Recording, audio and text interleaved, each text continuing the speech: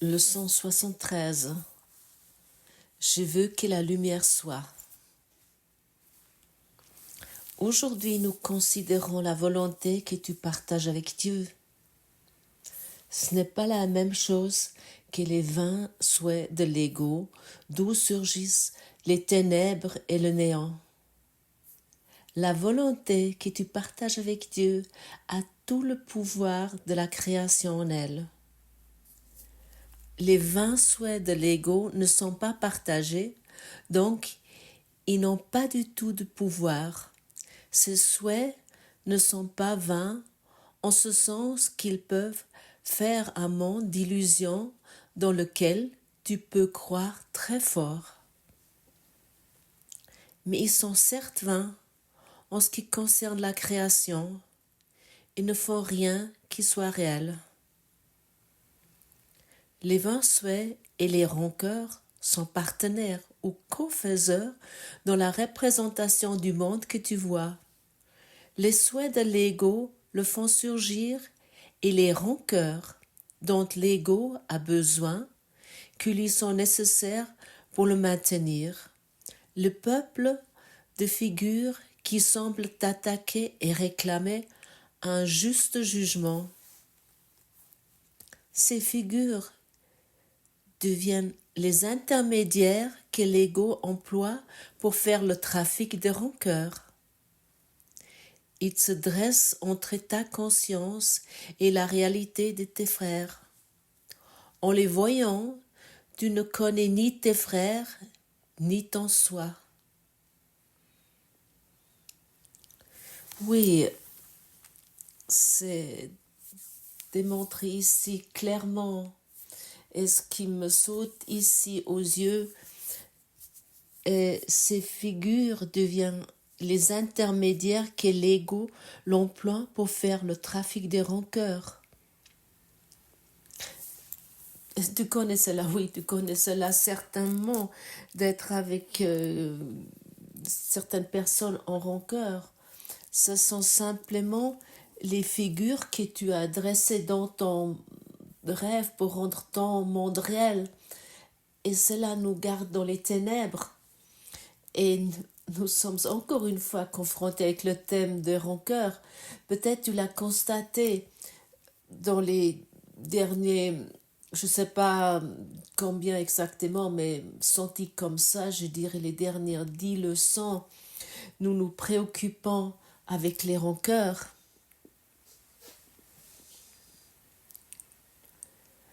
Avec les rancœurs que nous portons en nous, ces rancœurs non guéris, cette rage, cette haine non guérie, ce soi non guéri.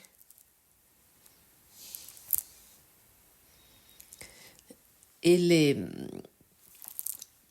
les souhaits de l'ego ont produit tous ces figures intermédiaires avec lesquelles nous faisons un trafic des rancœurs. Et notre volonté dans ce troc étrange que nous pratiquons quotidiennement, autant que nous regardons encore avec un regard non guéri sur ce monde, notre volonté s'est totalement perdue. Nous ne savons pas quel pouvoir est véritablement en nous, autant que nous sommes dans ce troc de rancœur, lorsque nous sommes dans ces ténèbres. Et aujourd'hui, nous avons vraiment une merveilleuse possibilité de regarder sur la lumière. Et chacun d'entre nous connaît ce sentiment. Oui, lorsqu'il y a une nouvelle journée qui commence, lorsque les premiers rayons de soleil font disparaître la nuit, l'obscurité, comme le soleil, oui, apparaît doucement. Au début, c'est encore un peu obscur et ça devient de plus en plus clair. Jusque le monde le monde rayonne dans leur, clairement dans le rayonnement du ciel, du soleil. Et notre fonction, notre esprit fonctionne pareil lorsque nous pardonnons. Plus que nous pratiquons le pardon, plus que ça devient clair. Au début, c'est peut-être encore un peu obscur. Au début, c'est peut-être encore un peu flou. Mais plus que nous accrochons, nous pratiquons, plus que ça devient limpide, plus que ça devient clair dans notre esprit. Et la leçon d'aujourd'hui nous invite aujourd'hui de reconnaître la lumière en nous et de choisir cela consciemment. Et ça, c'est vraiment ce qui est décisif, de choisir avec conscience, de choisir consciemment. Je veux que la lumière soit. Et ça ne devrait pas être seulement comment je pourrais dire, une affirmation bon marché, mais ça doit être une décision claire, une décision, un choix entre les ténèbres et la vérité, entre les rancœurs et le pardon, entre l'illusion et la liberté, entre la lumière et l'obscurité. Nous demandons aujourd'hui la lumière. Nous ne disons pas simplement « Ah, ce sera bien. Si aujourd'hui je serai plus heureux, je serai plus paisible, si je serai en meilleure santé. » Non, nous demandons cela. Je veux que la lumière soit. Et qu'est-ce qui nous maintient dans les ténèbres, dans l'obscurité? Le cours nous démontre très clairement cela. Et Jésus, il se donne vraiment toute la peine du monde, ce qui nous maintient dans l'obscurité, dans les ténèbres. Parce que l'obscurité et les ténèbres que nous voyons dans le monde n'est pas indépendant de nous. Nous sommes la cause. C'est le produit de notre propre esprit, de nos convictions non vérifiées, de nos peurs cachées. Et nous avons choisi tout cela nous-mêmes. Et pour cette raison, nous pouvons également choisir autrement. Et pour cette raison, tu es souvent invité ici de regarder tes convictions inconscientes, ou de regarder plutôt tes convictions conscientes, pour que ce qui est inconscient devienne une évidence, que ça devienne clair. Tu peux regarder par exemple tes thèmes concernant les hommes ou concernant les femmes, tes thèmes sur le monde entier. Tout cela sont tes convictions. Et encore une fois, il soit dit, c'est nous qui avons choisi cela. Et pour cette raison, nous pouvons choisir autrement. Et bien sûr, l'ego, il a un but totalement différent. L'ego produit sans cesse et crée sans cesse des images de séparation, de culpabilité et d'attaque. Et il nous vend cette illusion en tant que réalité. L'ego nous dit, le monde est tel qu'il est et tu es livré là-dedans. Mais est-ce que ça c'est vraiment vrai? Est-ce que tu es vraiment livré au monde? Ceux qui se sentent en tant que victimes, c'est-à-dire que ceux qui sont sans volonté, bien sûr, ils se voient livrés à ce monde. Et lorsque si la lumière est en toi, le monde que tu vois reflète ton état intérieur. Si tu portes des rancœurs en toi, la rancœur apparaît. Et tu vas trouver quelqu'un avec qui tu vas partager ces rancœurs, ou plutôt qui tu peux considérer comme coupable. Et le pardon éclaire notre vue. Nous devons plus clair, ça devient plus évident. Les choses s'éclaircissent. Et dans le cours, si souvent nous est dit que Dieu n'a jamais pu créer un monde de souffrance.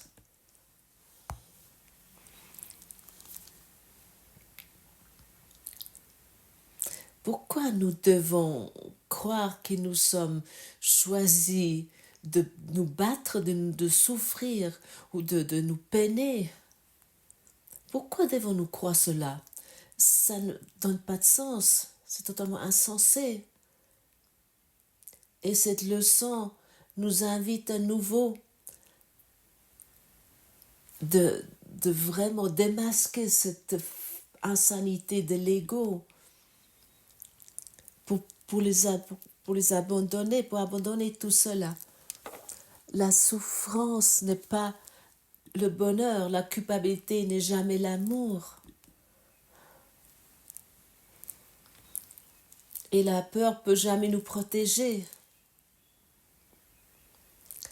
Et notre véritable soi est la paix. Et chacun d'entre nous, chaque être vivant, souhaite cette paix, languit après cette paix, mais il le cherche où il ne peut pas le trouver. Et aujourd'hui, exactement aujourd'hui, tu peux prendre cette décision. Tu peux prendre une décision pour la paix. Et pour cette raison, répète aujourd'hui avec une détermination, avec une douceur, mais avec une détermination. Je veux que la lumière soit. Laisse-moi voir la lumière qui reflète l'obscurité. Les ténèbres ne sont pas ma volonté. Je veux que la lumière soit. Les ténèbres ne sont pas ma volonté. Et ensuite, sens ces mots dans ton cœur. Ressens cela dans ton cœur. Ce ne sont pas des ordres, mais une invitation. Permets que ces mots t'ouvrent.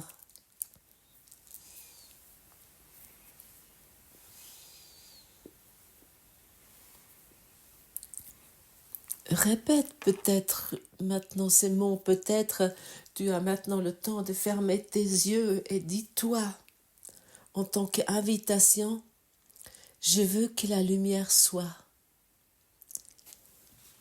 Les ténèbres ne sont pas ma volonté. Les ténèbres ne sont pas ma volonté. Et sens comment ton cœur s'ouvre ainsi.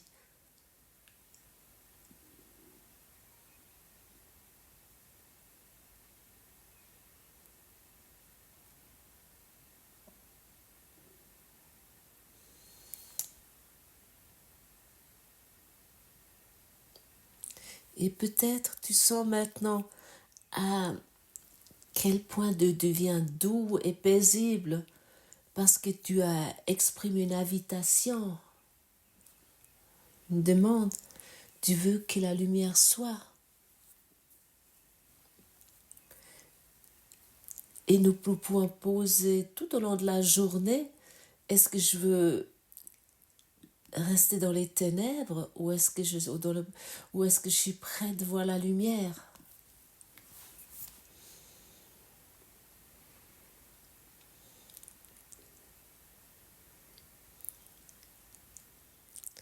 Est-ce que tu peux pousser ce voile d'anxiété de côté pour un bref moment? Et une question merveilleuse que tu peux te poser est: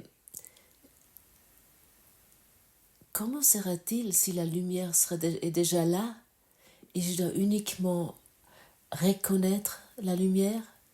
Comment sera-t-il? La lumière est déjà là et je dois uniquement reconnaître cela.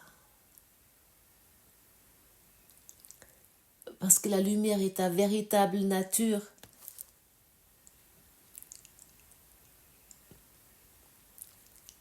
Et il n'y a rien qui nécessite que tu dois devenir digne pour cela. Tu es déjà digne de reconnaître ta véritable nature. Et tu n'as pas besoin de t'améliorer, d'optimiser. Tu n'as pas besoin de plus de purifier ou te prouver. La lumière en toi n'a jamais été est partie, n'a jamais disparu. La lumière attend uniquement que tu la reconnais. Et ça, c'est l'invitation pour aujourd'hui. Est-ce que tu es prêt de choisir la lumière et de laisser les ténèbres derrière toi? Est-ce que tu es vraiment prêt? Tu es vraiment déterminé? Moi, je crois que oui. Tu es prêt.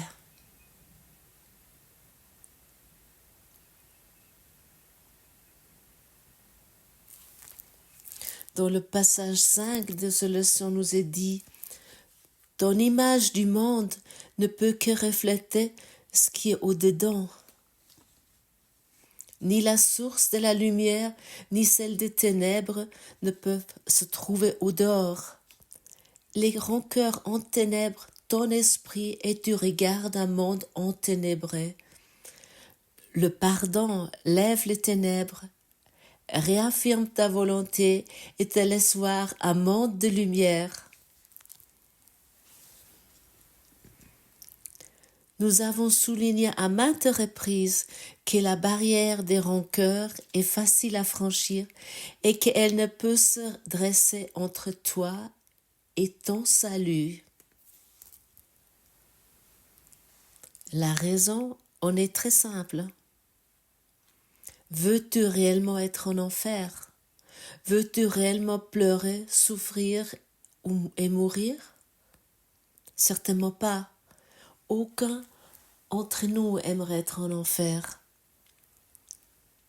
Nous avons souligné à maintes reprises que la barrière des rancœurs est facile à franchir. Cette invitation, nous ne voulons pas simplement le lire comme ça, mais là, la regarder de plus près. Qu'est-ce qu'est la rancœur?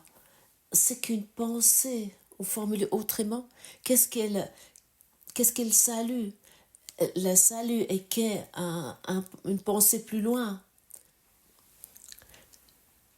Est-ce que cet enfer que je me suis appris moi-même et que je me donne à moi-même lorsque je suis en rancœur, et à quel point c'est fou de maintenir les rancœurs et les conflits.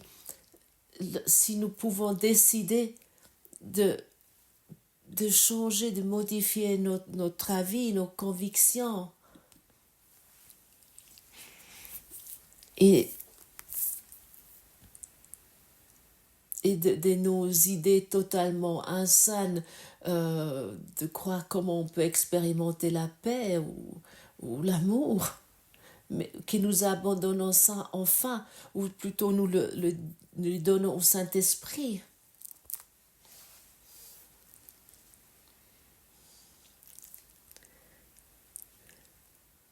Et cette dynamique entre les rancœurs et la peur, comment ça s'est construit. À ce moment-là, ça, nous n'étions pas conscients. Et pour cette raison, Jésus, avec ce cours, amène tout à la lumière pour que nous pourrons nous décider pour autre chose.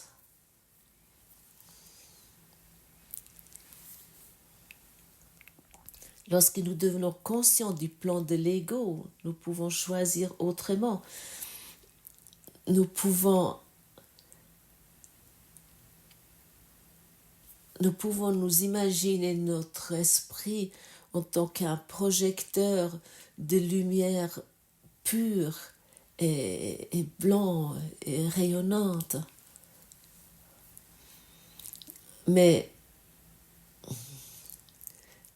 si nous chargeons dans ce projecteur le film de l'ego, à ce moment-là, nous voyons un monde de ténèbres, plein de rancœur, d'anxiété et d'attaque. Mais si nous changeons le film et nous changeons pour ce que le Saint-Esprit nous propose, à ce moment-là, c'est uniquement quand la lumière pure que nous voyons. Nous changeons le contenu du projecteur de ce film. En abandonnant, en pardonnant nos convictions d'esprit, de tous ces dérangements que nous avons dans notre esprit, nous n'allons pas courir devant sur l'écran et puis nous essayons de changer quelque chose sur la toile. Non, la cause est le projecteur du film. Et dans chaque situation, nous nous tournons vers le Saint-Esprit et nous demandons sa vision, son interprétation au lieu de nos propres idées et interprétations. Nous prenons la main de Jésus, nous tendons notre main à travers ce brouillard et nous sentons la main de Jésus qui nous invite de mettre en question nos jugements et nos convictions et de n'amener ça dans notre conscience pour que cela puisse être lâché. Et Jésus nous aide dans chaque situation. Nous pouvons aussi être assis avec lui dans la salle de cinéma et poser notre main dans sa main ouverte, sa main tendue, et de lui poser la question: comment toi tu vois ce film? Et ainsi, peu à peu, ce rouleau de film que nous avons mis dans ce projecteur va être échangé. Et nous allons uniquement encore voir la lumière pure et nous allons nous reconnaître enfin, notre véritable soi. Et cela demande que nous abandonnons nos justifications pour la culpabilité et puis pour l'anxiété, pour toutes les rancœurs. Tout cela que nous avons adressé à nos sœurs et nos frères, qu'au moins nous mettons cela en question. Et nous vérifions cela si vraiment est justifié. Et peut-être tu l'as déjà également constaté, de raconter des histoires sur cela, comment les autres personnes nous ont traités injustement. Nous adorons de trouver des alliés qui soutiennent ces histoires, pendant que nous pouvons continuer à construire nos drames ainsi. Nous sommes des conteurs d'histoires. Nous tenons un scénario écrit par l'ego, ce script par l'ego qui nous le donne sans cesse pour maintenir ce rêve. Et lorsque nous commençons à nous détacher de l'agrippement de l'ego avec le pardon, nous reconnaissons, peu importe à quel point les souhaits de l'ego semblent être énormes et à quel point notre désir après la vengeance et l'attaque semble être, il y a un changement qui se passe. Et comment les miracles commencent à faire vivre notre quotidien et comment nous devenons des faiseurs des miracles parce que nous ne soutenons plus la souffrance d'autres, nous ne sommes plus des alliés de l'ego. Ne te rabaisse pas à être un allié de l'ego, ne te rabaisse pas à cela. Et tu vas voir comment tu commences à guérir. Guérir signifie que tu te reconnais en tant que lumière. Guérir signifie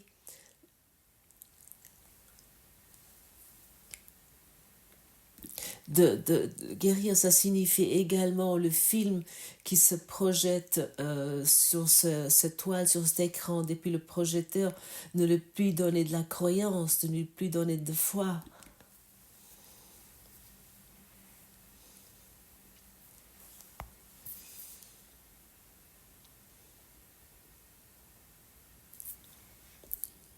Et nous devons être très vigilants. L'ego ne dort jamais. Il attend qu'il peut à nouveau se mettre dans ton esprit pour te suggérer quelque chose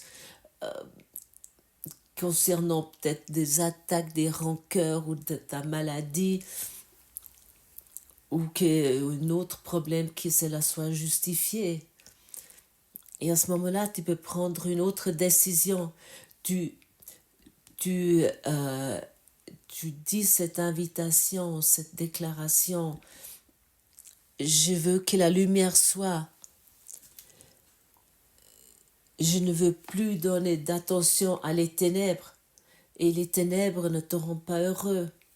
Et maintenant, tu pourrais peut-être me poser la question.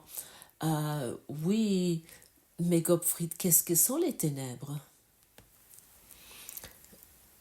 Les ténèbres sont pour nous, ou autrement formulé, autant que ce qui a une fin, qui peut se terminer, nous prêtons attention à cela, ou nous croyons que nous pouvons trouver le bonheur là-dedans, ça sont les ténèbres. Et maintenant, regarde dans ton monde, comme tu vois tes enfants ainsi vont finir. Pareil pour ton partenaire de vie. Et exactement cela nous voulons abandonner. Nous voulons plus projeter. Ça fait du sens, non?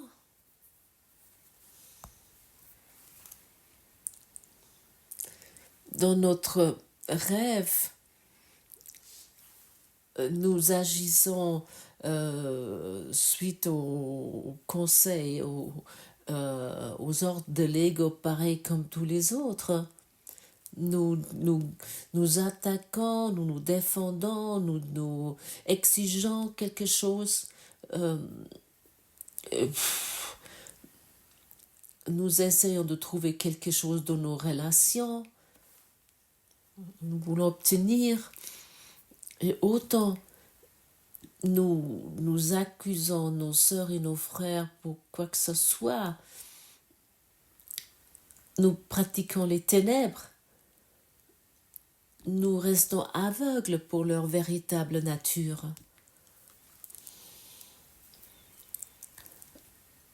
Nous ne reconnaissons pas le Christ, nous ne reconnaissons pas la lumière en eux. Mais par contre, nous utilisons les protagonistes que nous avons mis dans ce film, que nous avons érigés dans ce film, pour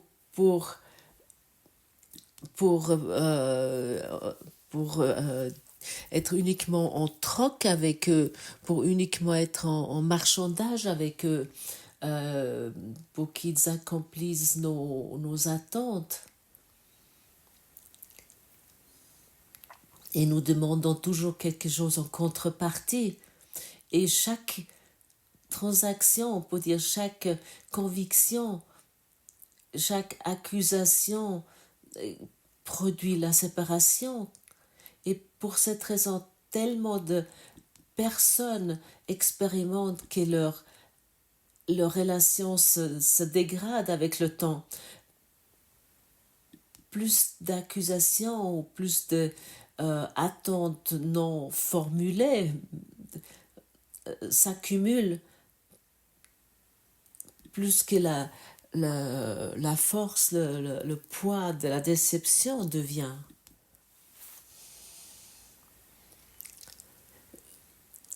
Ensuite, nous regardons uniquement sur nos relations avec ce poids énorme de la déception. Et ainsi, beaucoup de relations se terminent. Finalement, avec une montagne de sentiments, de blessures, d'amertume, des mots qui ne veulent pas être repris. Et ainsi, notre monde se termine dans l'amertume et dans l'accusation. Le monde ne m'a pas donné ce que je voulais. Mais il y a une alternative. Si nous décidons pour la guérison, d'une relation normale, si on peut dire ça, ou habituelle, devient une relation sainte. Il y a une relation de lumière. Et cela souhaite chacun entre nous du fond du cœur d'avoir une relation de lumière, mais peu savent comment pratiquer cela.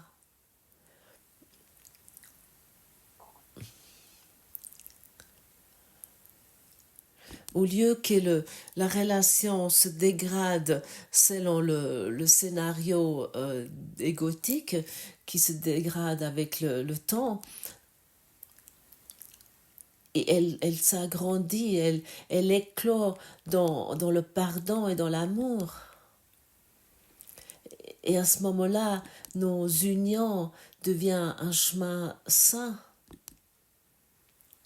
une guérison de l'esprit, mais pas la guérison de ton partenaire de vie qui enfin est comme tu aimerais qu'il soit. Il s'agit uniquement de la guérison de ton esprit. Et ça, c'est le seul but. Et c'est pas vraiment romantique ce que je dis là. Pourquoi nous sommes en relation? Dans le ciel, nous n'avons pas besoin de cette relation. Dans le ciel, nous sommes libres. Mais dans la relation où nous sommes maintenant, elle ne doit plus finir selon le plan de l'ego. Mais par contre, de terminer et d'arriver dans une relation sainte. Et ça, c'est vraiment le job, le boulot pour tout le monde. Même si parfois cela n'a pas l'air agréable.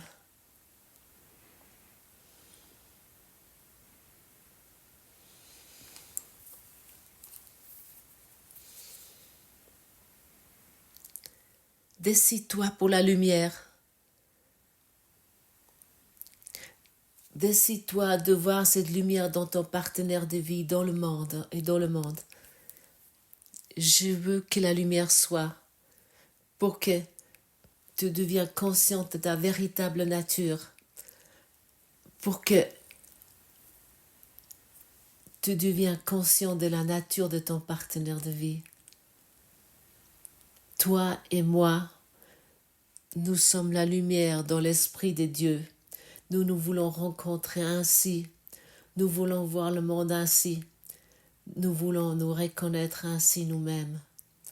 Et ça, c'est l'invitation de la leçon d'aujourd'hui comme moi je le vois. Et cela, tu peux pratiquer. Chacun d'entre nous peut pratiquer cela. Égal, peu importe à quel point ta relation semble être enchevêtrée et désespérante. Aujourd'hui, c'est le jour numéro 1. C'est le premier jour où tu te décides de je veux que la lumière soit. Merci mes amis francophones d'avoir écouté cette leçon que je trouve énorme et qui m'a porté pendant ces 35 minutes et je souhaite vraiment que nous la pratiquions ensemble, que la lumière soit. Euh, N'oubliez pas si vous avez envie de lire le texte sous le podcast et je propose une réunion Zoom le 25 mars et je me réjouirai de vous voir et d'échanger avec vous. À demain, merci.